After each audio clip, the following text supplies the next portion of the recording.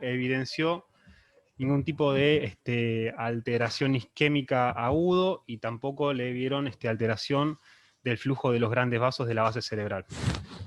En una primera instancia, el cuadro se interpretó como un episodio migrañoso agudo, un síncope posiblemente desencadenado por una hiperactivación parasimpática en contexto de dolor. Y de todas formas, en ese momento ya había una cierta sospecha diagnóstica y en ese momento neurología solicita hacer una angiotomografía de cerebro y vaso del cuello para descartar una disección arterial.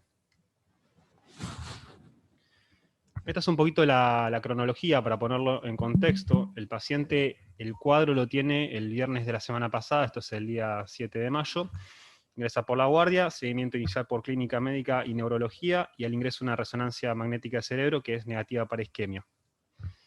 Luego, el 10 del 5, ¿sí? Esto es el lunes de esta semana, ahí se hace la angio-TC sugerida por el equipo de neurología y aparte se realiza una consulta a cardiología donde se hace un ecocardiograma, que ahora vamos a ver las imágenes, pero básicamente se hace una confirmación del diagnóstico presuntivo de disección tipo A, con afectación de los vasos del cuello, y ese mismo día por la tarde se solicita la derivación al Hospital Central para la resolución quirúrgica. Está bien, Martín, ahora vemos las imágenes. Vos hiciste la secuencia cronológica, ¿no? Del Sí. paciente, de la internación y todo. El único comentario que hay acá, obviamente, no es para señalar a nada y nada de eso, pero cuando un paciente entra con un síndrome de Marfan, una aorta dilatada, con síncope y todo, lo primero que tengo que hacer es pedir un eco, llamar a alguien, ¿viste? Para ver si no está disecado. Ahí se tardaron 2 días, ¿no? Con una ida y vuelta de que se pensó en otra cosa. Pero la verdad, pensar en otra cosa en un paciente ya con síndrome de Marfan establecido, que se conocí con dilatación aórtica, ¿no? Lo primero que uno tenía que haber hecho es estamos todos de acuerdo. No es para hacer ningún comentario negativo en contra de nadie específico, pero para saber que, bueno, uno con todo esto, uno tiene que decir, lo primero que hago es, la placa es característica, aparte ya tenía en la evolución de la historia clínica el antecedente de dilatación aórtica y síndrome de Marfan, el aspecto del paciente es, ustedes creo que lo ven en la internación, es característico. Un paciente rápidamente tiene que ver un eco a ver si no está disecado, ¿no? Es lo primero que uno tiene que pensar, ¿no? ¿Solo puedo hacer un comentario? Sí, dale. Perdón, Santi, no sabía que estabas, perdón. ¿Cómo te va? ¿Cómo andan? Bueno, no, la secuencia que contó Martínez es la que vimos el viernes. Lo único como para aclarar, el síntoma de este chico fue, como yo lo interrogué a él y lo interrogué al papá.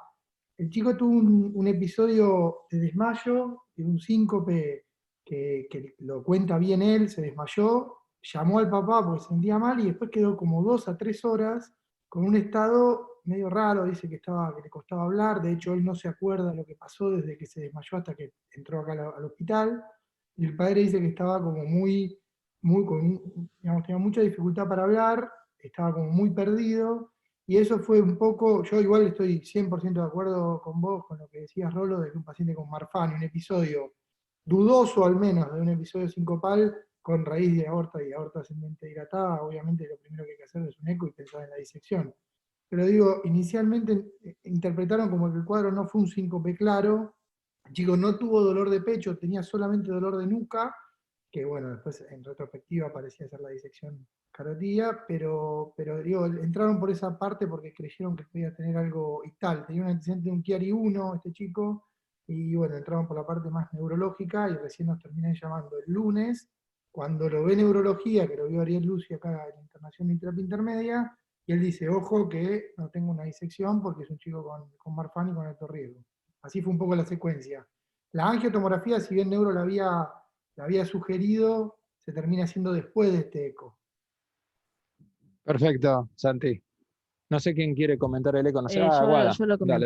Dale. Bueno, para empezar de izquierda a derecha, para no quedarnos lo que parece obvio, de izquierda a derecha podemos decir que los diámetros están dilatados, ¿sí? Es decir, los diámetros del VI están dilatados, los volúmenes estaban aumentados con una función contráctil que estaba en límites inferiores de la normalidad, ¿sí? Podemos ver que tiene un derrame pericárdico leve, tiene un prolapso bivalvar mitral con un reflujo que tenía leve, que lo vamos a ver después, y obviamente podemos ver de que tiene una severa dilatación de la raíz aórtica con una pérdida en lo que es la unión sinotubular, sí, y una dilatación, un aneurisma de la aorta ascendente con un flap de disección, que podemos ver ya el tier, de hecho, que se ve en la parte inferior de la aorta. También podemos ver en la parte de abajo la aorta descendente, que no se evidencia flap de disección. En otras de las imágenes, si querés pasar.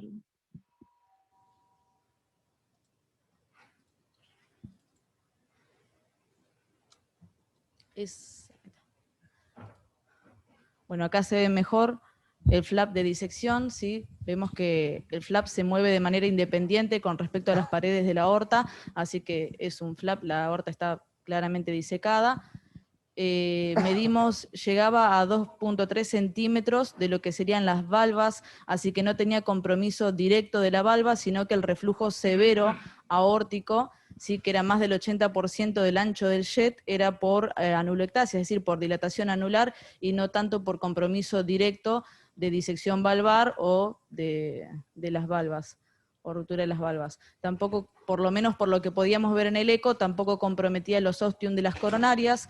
Eso es un nivel más arriba de lo que vendría a ser grandes vasos, ya que lo que estamos viendo es hasta dónde llega el tier de disección, que lo vemos abajo a la derecha, a nivel de la valva no coronariana, entre la no coronariana y la coronariana izquierda.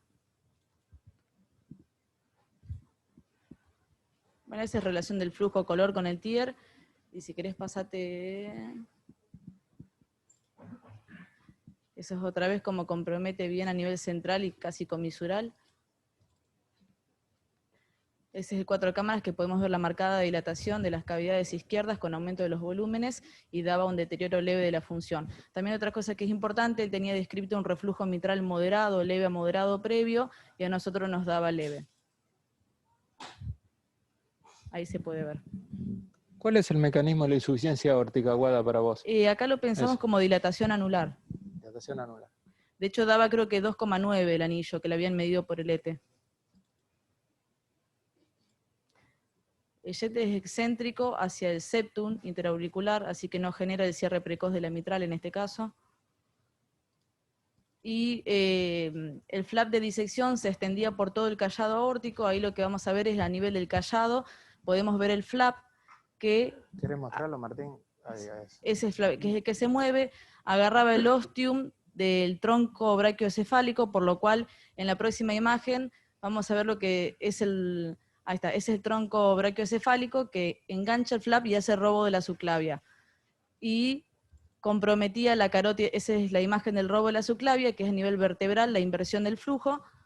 Y en la otra imagen es el flap en la carótida izquierda que llegaba hasta tercio medio.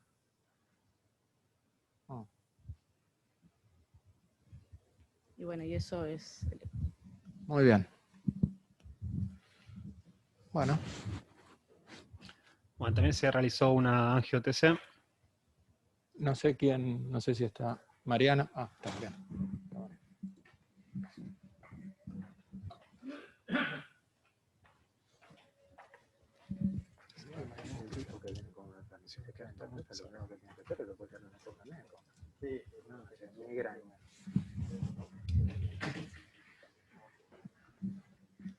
Se puede morir en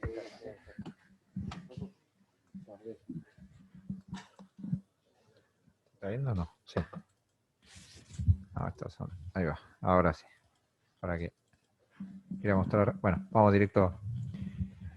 Quería mostrar sin contraste, pero no está toda. Bueno, vamos a mostrar estas. Para que ventaneamos un poquito. Para que se vea bien ahí.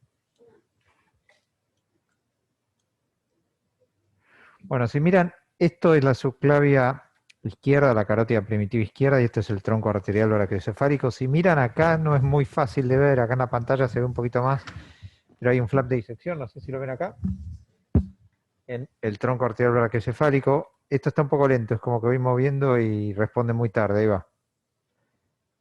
Ahora. Bueno, ahí se ve el flap de disección, acá se ve también un pequeño flap. Yo estoy tratando, y acá esto es el techo del callado y se ve el flap de disección que llegaba más o menos hasta, bueno, después lo van a comentar los cirujanos, más o menos hasta el techo del callado. La aorta descendente, como van a ver, no está comprometida, ¿ven? Ahí está el flap de disección, esta es la aorta descendente, es el piso ya del callado. El flap era complejo, parecía estar,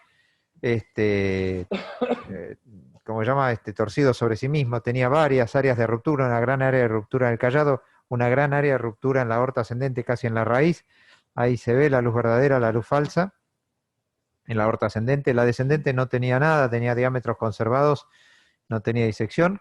Ahí se ve el compromiso de la aorta ascendente y vamos a ir bajando un poquito más. Está lento esto, ¿eh? Ahí se ve la ruptura. Y el flap paraba más o menos a nivel de los techos de los dos ostium coronarios, sin comprometer el ostium coronario. O sea, llegaba hasta el techo de la izquierda y hasta el techo de la derecha y ahí paraba. Pero comprometía los senos de Valsalva. O sea, el seno, si ustedes se ubican, es difícil verlo acá, pero el seno es una estructura semilunar, llegaba casi hasta la mitad del seno y paraba en los ostium coronarios. Bueno, está muy lento esto como para seguir mostrando. No mucho más que eso, tenía un derrame pericárdico que no era muy importante, a ver si lo podemos mostrar acá. Acá está un poquito más rápida, bien. Acá se mueve un poquito más rápido. Ahí se ve el flap y les muestro el derrame pericárdico. Acá está el ostium de la izquierda, ahí para el flap. Y del lado derecho, esto es movimiento. No está bajando más. Pero bueno, se ve un poquito de derrame pericárdico y les mostraba el ostium de la derecha. Pero se cuelga acá la bajada y no me deja seguir bajando. Bueno, es eso. Ahí va. Un poquito de derrame pericárdico y nada más.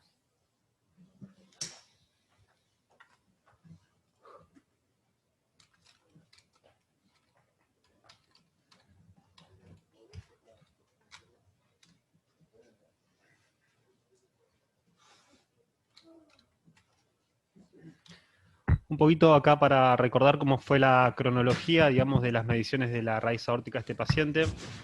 El primer registro que tenemos es del año 2017, que en ese momento el paciente tenía una raíz de 4,2.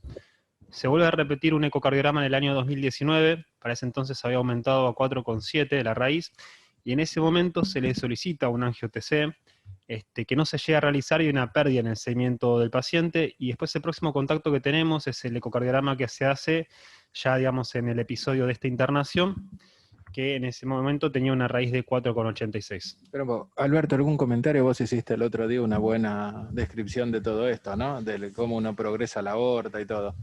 ¿No? Esta es la cronología de este paciente, ¿no? No, lo que habíamos dicho el otro día es que lo que se había encontrado era que en la aorta ascendente y en la raíz se hizo un estudio en Yale que mostró sobre más de 400 pacientes que tomando el último estudio, la última tomografía en etapa de seguimiento con respecto al tamaño de la aorta en la disección, había un mismatch de 7.6 milímetros, en la aorta ascendente y de 62 cuando lo que se complicaba era la descendente.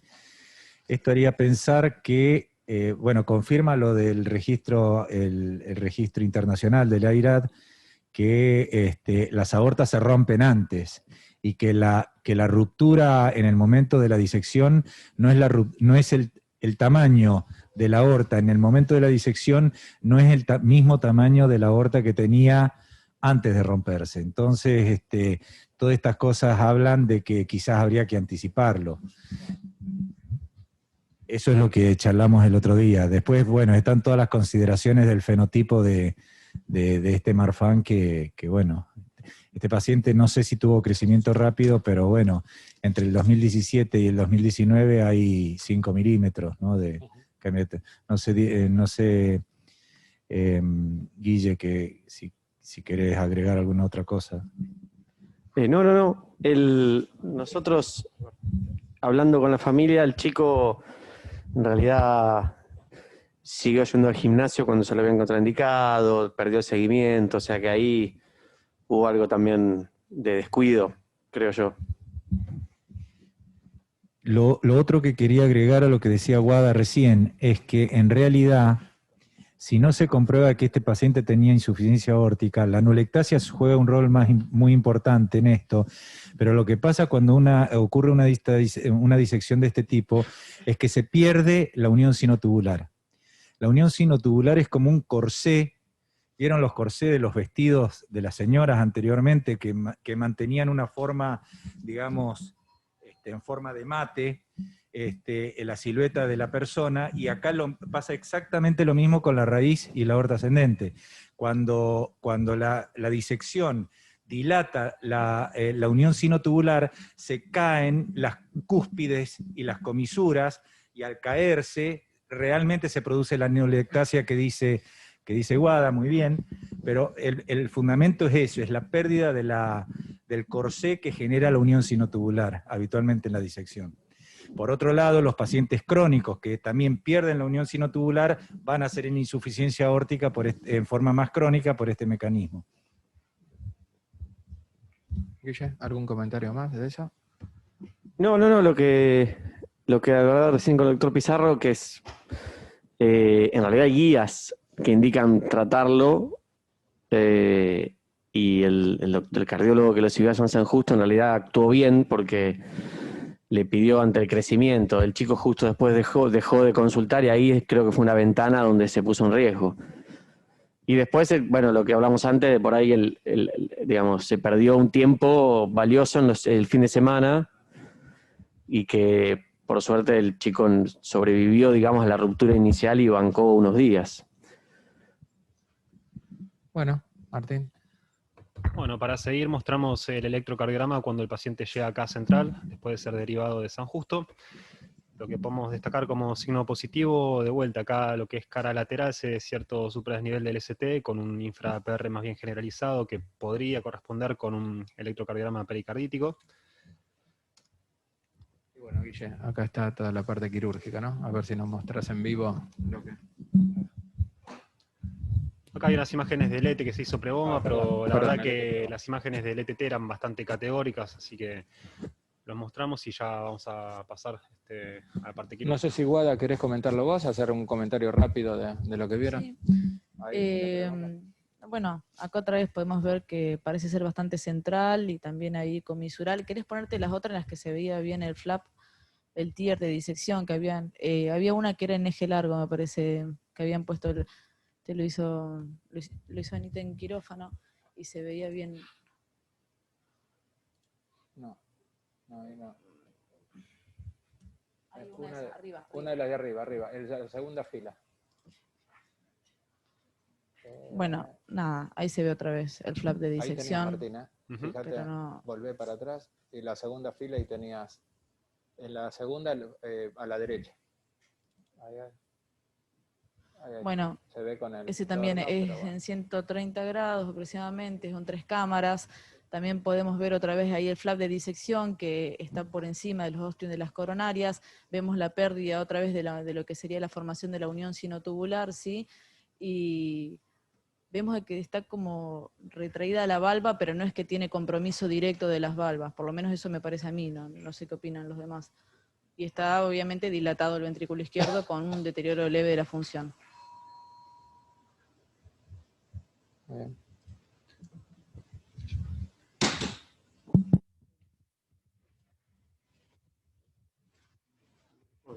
Acá, ¿no? Está bien.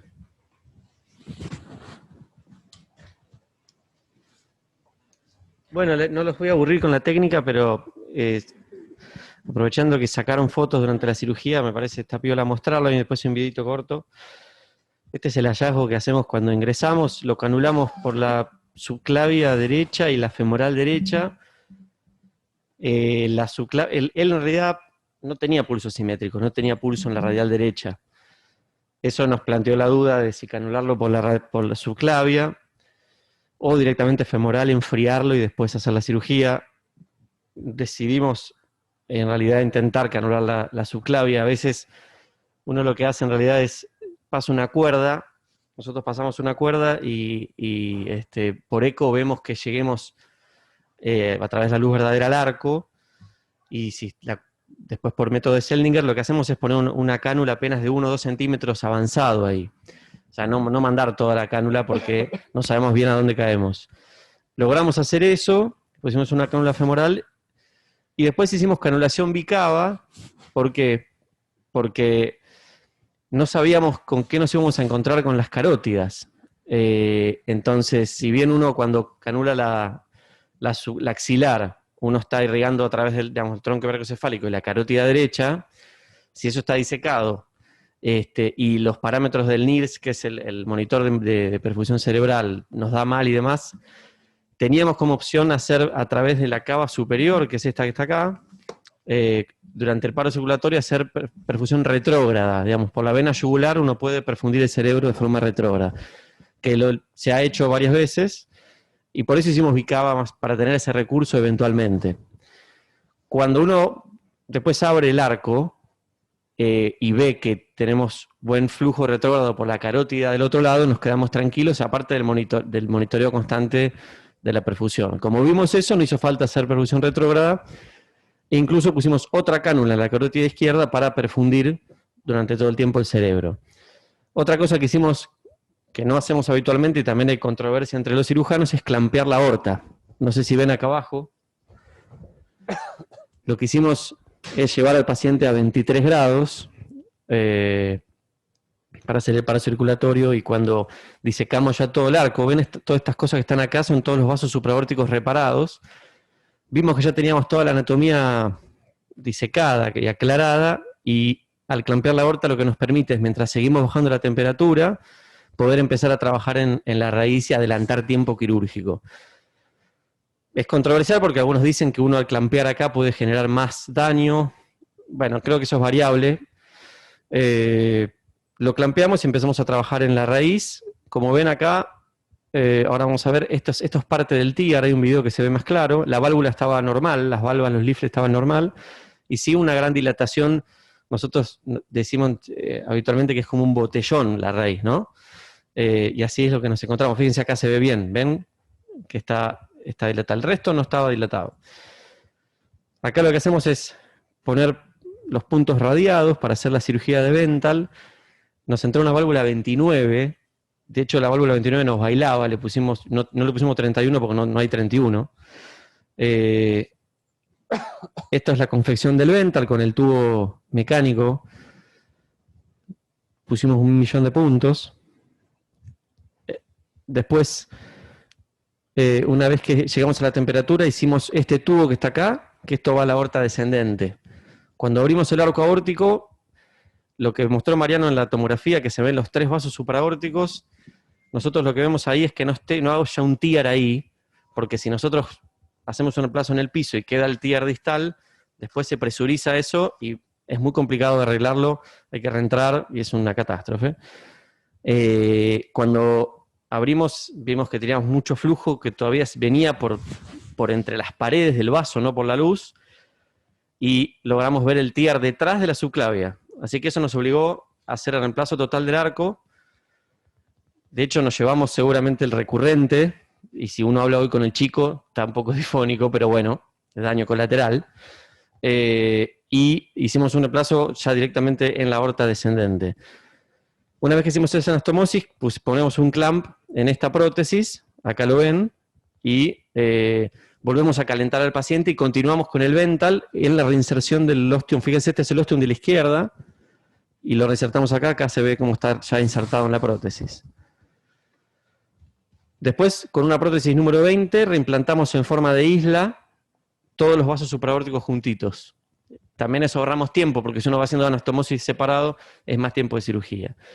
Después unimos básicamente todos estos tubos y nos encomendamos a que no sangre. Esto es un poco lo que hicimos, esta técnica. Fíjense, entonces es, digamos, reemplazar completamente el arco. Esta es la prótesis que están viendo. Y en esta prótesis que ven aquí, va a los vasos supraórticos en forma de isla. Sumado a esto está el Bentall, que bueno, en este momento no, o sea, en este gráfico no está. Y para no aburrirlos más, les muestro un videito que está acá. Donde se puede ver el TIAR, donde se puede ver esto es el hallazgo cuando uno ingresa, la preparación, y ahí se ven las capas de la aorta completamente disecadas, las denticias separadas de la íntima, todo es un hematoma, ahí se ve, esperen a ver si lo puedo pausar. esto no lo hicimos nosotros, sino que este es el TIAR, estaba en el seno no coronariano, y después la sensación que nos dio es que era algo helicoidal y que pasaba raspando muy cerca del ostium de la coronaria derecha, que de hecho nos dio bastante trabajo rearmar el ostium para poder coserlo a la prótesis. Así que este era el TIAR principal, y después había otro TIAR, como les contaba, en el arco posterior a la subclavia.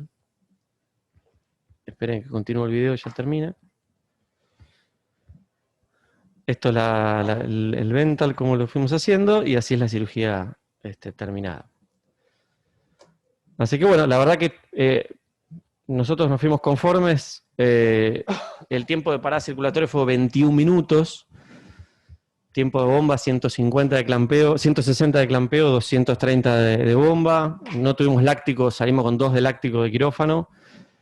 Terminamos a las 11 de la noche y el chico se extubó a las 9 de la mañana del día siguiente. Así que creo que la biología de los 22 años también nos ayudó en este caso.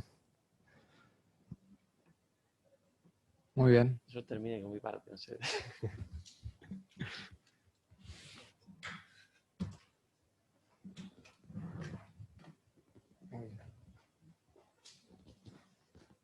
¿Vos tenés una revisión? No, era eso. Un poco ahora para abrir la discusión con respecto a este caso, es un poco cómo deberíamos seguir a los pacientes con Marfan, y también lo que respecta a si estos pacientes tienen indicación quirúrgica más precoz. El doctor Bagnetti nos va a hacer una breve revisión ahora con respecto a estos temas. No, si, se escucha ahí, sí. Si querés poner esa diapo, porque un poco lo anticiparon ya Alberto y Guille, digamos, ¿no? Un poquito de historia, simplemente los Marfan históricamente se tenían una expectativa de vida que estaba alrededor de los 30 años, y lo que cambió radicalmente la expectativa de vida es simplemente la intervención quirúrgica, ¿no? El seguimiento oportuno y intervenir a tiempo con el reemplazo de la aorta. Hoy la indicación para reemplazar la aorta está dada solamente por diámetros. Fuera de eso, tenemos como otro tratamiento los betabloqueantes, que hay trabajos que son contradictorios entre sí, pero hoy hay como consenso en que los pacientes con Marfan deberían estar tratados con betabloqueantes, ya sea con atenolol o con propanolol, que está demostrado, o con los sartán, que han demostrado un grado de reducción en la progresión de la dilatación, pero no hay trabajos que muestren reducción de eventos, digamos. Pero fuera del tratamiento médico nos queda seguirlos por el diámetro de la aorta y intervenir oportunamente. Hoy el consenso es intervenir a todos los pacientes con Marfan que superan los 50 milímetros de aorta y ajustar ese diámetro a 45 milímetros cuando hay lo que llaman factores de riesgo, que sería una historia familiar de disección. Hay familias donde la disección a edad temprana es más frecuente y esos pacientes hay que ser más agresivos.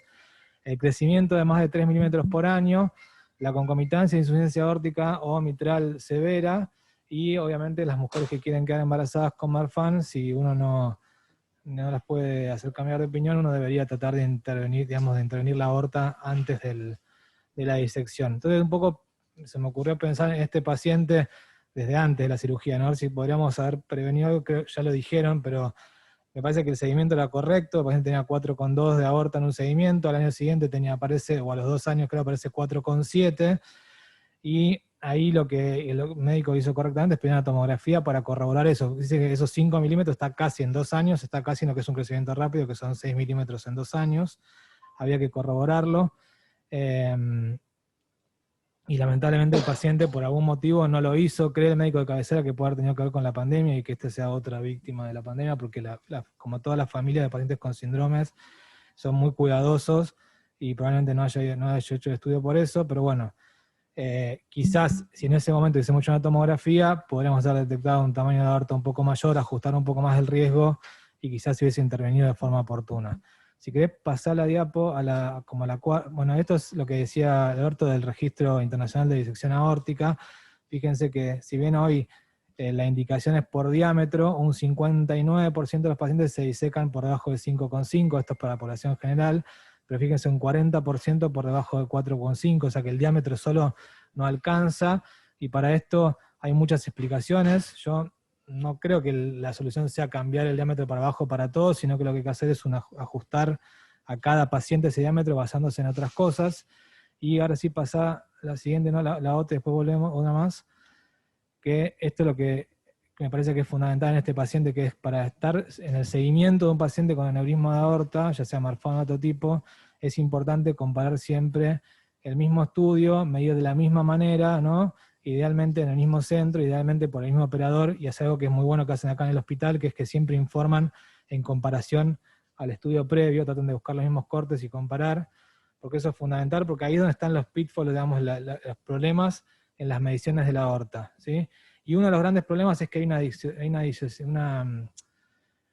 incoherencia, digamos, una falta ¿cómo se llama?, de coincidencia entre el eco y la tomografía, y es por eso que se sugiere que todos los pacientes que superan 4,5, uno les haga una tomografía, aunque sea una vez, para estar seguro si hay una buena correlación con el eco, y después, si la existe, seguirlos con eco, y si no, habrá que seguirlos con tomografía.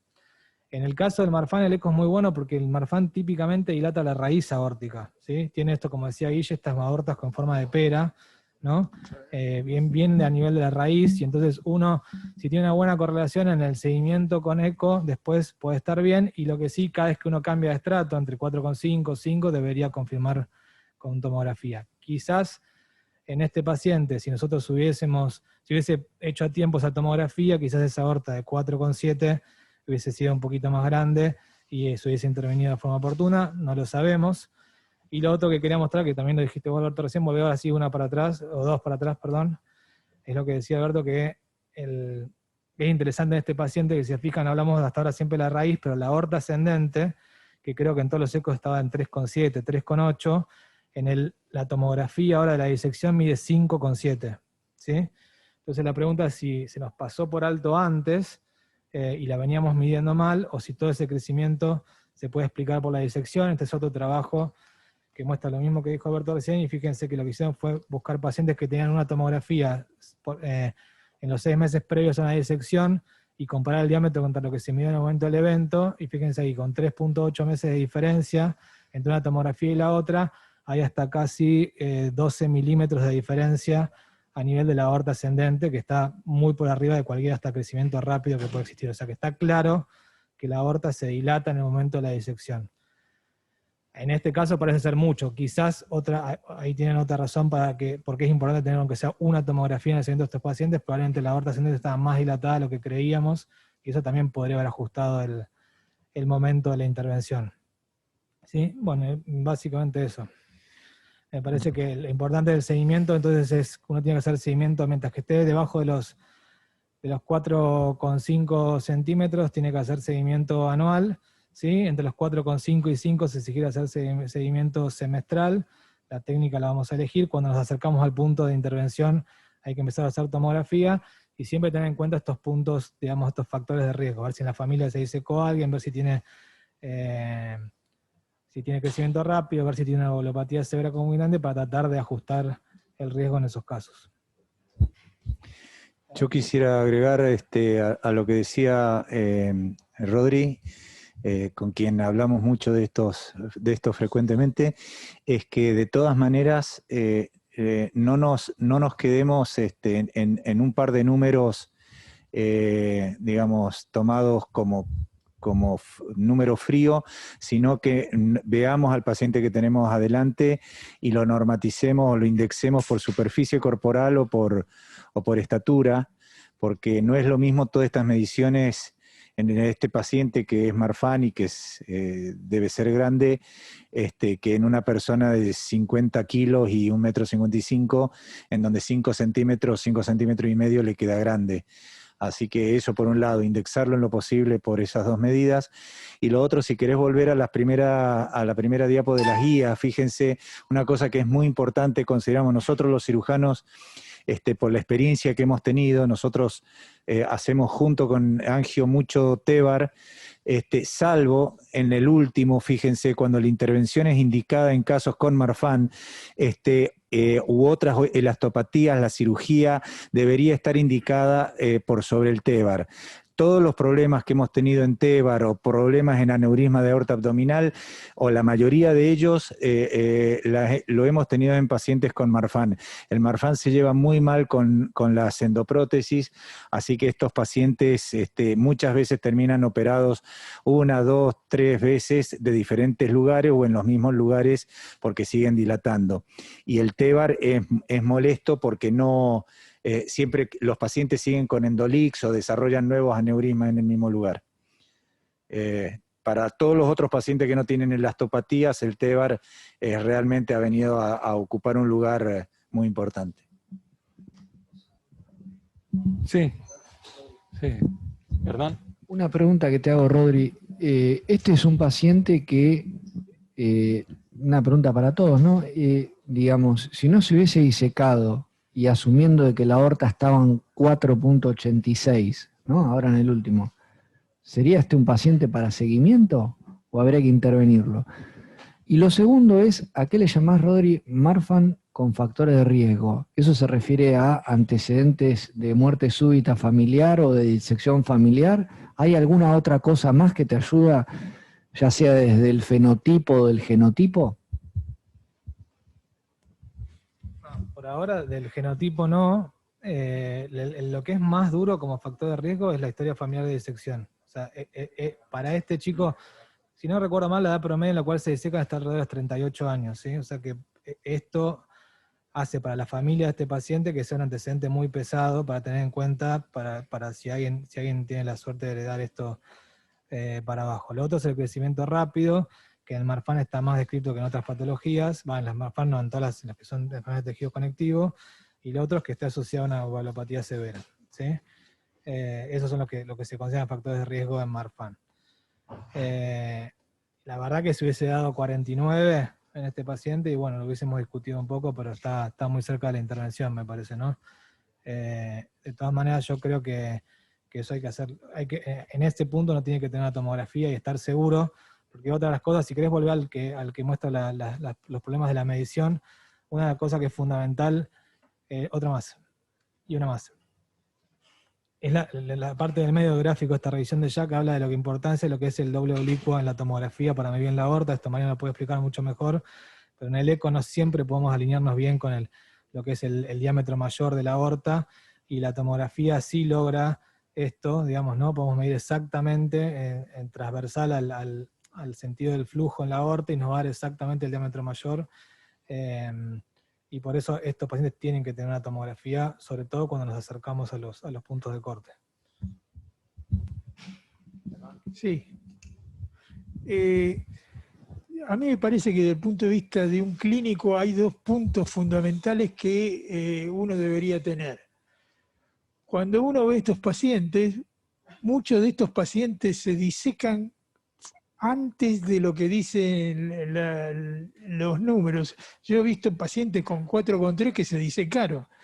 Así que yo al paciente le digo siempre cuáles son los síntomas. O sea que si va a tener dolor en el pecho, si va a tener pérdida de conocimiento, que vaya directamente a la guardia. Y me acuerdo que una vez vengo a la mañana y me dice, doctor, vino un paciente suyo que creíamos que estaba loco, porque vino a la guardia y dijo, vengo porque tengo una disección y vengo para que me operen, porque yo le había dicho que cuando tuviera dolor no esperara que lo vea ningún médico, que vaya al hospital. Me parece que eso es importante porque desgraciadamente los diámetros de la raíz aórtica no tienen una seguridad 100% de que no se va a disecar porque tenga 4,4 o 4,5. Y el segundo dato importante es que si alguien viene con una disección y en la guardia le dicen, pero tiene un infarto inferior, no piensen de que es otra patología, porque estos enfermos pueden tener disección de la coronaria derecha y presentarse con el dolor precordial o dorsal, pero con un electro de infarto y uno se va para otro lado. ¿Por qué nunca vimos infartos de la coronaria izquierda? Yo supongo que si se diseca el tronco, los pacientes se mueren antes de llegar al hospital, pero de coronaria derecha y inferior sí hemos visto en pacientes con disección. No, un comentario del tema imágenes que me parece importante porque se nombró acá. Ustedes acaban de recibir 6 tipos de imágenes diferentes con mediciones de aorta y es importante cuando uno sigue a un paciente saber en cuál confiar y en cuál no porque el método, no porque esté, digamos, el operador no lo sepa hacer, sino porque el método no tiene la confiabilidad necesaria. Ustedes van a recibir mediciones de aorta de ecografía transtorácica y transesofágica. Como dijo Rodrigo, la ecografía transtorácica y también la transesofágica, si bien la transesofágica es mejor que la transtorácica, tiene dos problemas. Primero, que hay puntos ciegos, especialmente la aorta ascendente distal, el callado proximal, está la tráquea, no nos deja ver. Y además, uno nunca está muy seguro de estar bien alineado, y lo dijo Rodrigo, con el eje apropiado de medición. Por lo tanto, puede sobre o infraestimar. Así que las mediciones ecográficas son orientativas siempre y nos tienen que hacer sospechar si hay que ir a pedir otra imagen. Otras mediciones que van a recibir son en una resonancia cardíaca común. Cuando ustedes piden una resonancia cardíaca van a ver que reciben, además de toda la información, algo que dice, la raíz aórtica mide tanto, el ascendente, el callado, el ascendente. Eso lo hacemos nosotros de rutina, porque en los cortes habituales de resonancia se ve la aorta, pero no son cortes dirigidos a la aorta, son la aorta que se ve en el corte de corazón. O sea, no están orientados para aorta, y son también orientativos. No son medidas que uno pueda tener la confiabilidad para tomar la decisión. Eso quiere decir que, entonces, ¿para qué lo miden? Dirán ustedes. Bueno, lo medimos porque es casi cualitativo, como para decir, bueno, sepan que la aorta mide aproximadamente tanto. Si yo les digo que la aorta ascendente en la resonancia mide 32, es muy poco probable que tenga un aneurisma, pero si yo les digo que mide 42, tiene un aneurisma y tienen que ir a buscar otro método para medirlo. El otro método que sí es muy confiable y puede reemplazar a la tomografía es la angioresonancia de aorta torácica. ¿Por qué? Porque eso es un estudio que es una angiografía de la aorta con contraste, con gatillado, que sí nos permite alinear tridimensionalmente la aorta y medirla. Es un poquito más difícil que la tomografía, preferimos la tomografía, pero en algunos pacientes que por algún motivo no se le puede hacer tomografía, la angioresonancia de aorta torácica es equivalente en cuanto a medición. Y los últimos dos métodos son la tomografía sin contraste gatillada, que ustedes saben que la hacemos para no meterle contraste, para un seguimiento, pero también, si bien es muy confiable la medición, porque es una tomografía y es gatillada, no tiene contraste, y lo hacemos para seguimiento. Cuando se acerca al punto de corte hay que hacerla con contraste. Y por lo tanto, lo último, el mejor método, el método que hoy consideramos gol estándar, es la angiotomografía de aorta torácica gatillada con contraste, que es el estudio que uno pide cuando está muy cerca de la indicación quirúrgica en cuanto a tamaño. Saben que esto no es solo para Marfan, esto es para bicúspide, esto es para aneurismas no Marfan. Es decir, que cuando uno dice, tengo que tomar una decisión en base al tamaño de la aorta, y es muy importante la medición, tengo que pedir una angiotomografía de aorta torácica. Si por algún motivo no quieren hacer una angiotomografía de aorta torácica, pidan una angioresonancia de aorta torácica. Y todos los demás métodos son muy buenos como screening, como seguimiento, como alarma de decir la aorta está dilatada, pero no son para toma de decisiones. Muy bien, no sé. Dale. ¿Quién habla? También Pablo. lo comentaba Aníbal y que tiene que ver con la tomografía. Ahora acá pedimos, lo están haciendo, informan el área de la aorta en el lugar donde está más dilatada, porque hay algunos trabajos justamente que tratando de ajustar esto, que pacientes entre 4,5 y 5 de aorta, ¿no? En los 5 milímetros previos, demostraron que si uno ajusta el área por la superficie corporal, si eso mide más de 10, esos pacientes tienen más riesgo de disecarse.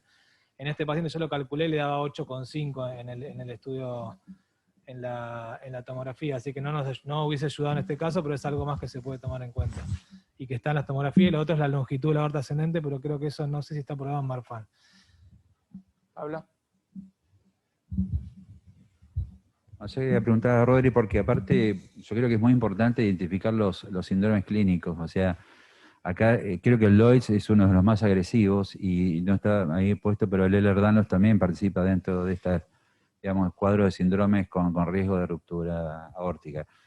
Creo que es interesante, por ejemplo, el Ehlers-Danlos tiene 13 subtipos, con lo cual algunos son más agresivos que otros. O sea, fenotípicamente pareciera ver que, por ejemplo, hay algunos síndromes tienen algunas características de riesgo que podía ser más difícil de identificar, porque el Marfan en general uno los ve altos, los ve hiperlaxos, y es una forma por ahí más fácil de identificar.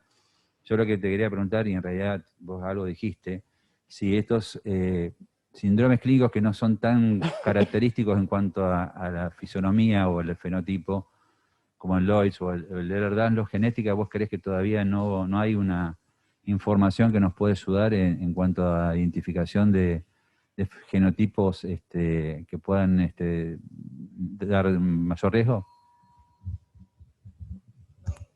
de genotipo no hay algo en particular, o sea, sí, de genotipo con respecto a diagnosticar si es un Lois o es un Lewis o cosas. Después dentro de cada uno, si hay una mutación que sea peor que la otra, hay algunas cosas, pero no está todavía como un criterio para intervenir antes.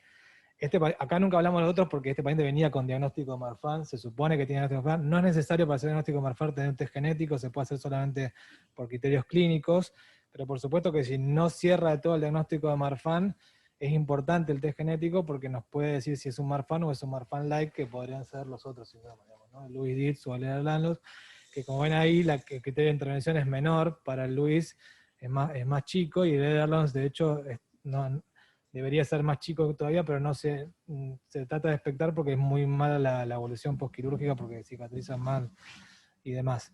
Así que sí, si tenemos duda del diagnóstico, es importante tratar de buscar otros rasgos físicos que nos orienten, y si no, ir al test genético para ver si es uno u otro tipo de síndrome.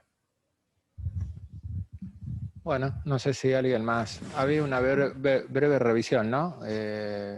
Sí. Clínica, ¿no? De un trabajo que comparó los Marfan versus, es un comparativo y retrospectivo, ¿no? Consecutivo,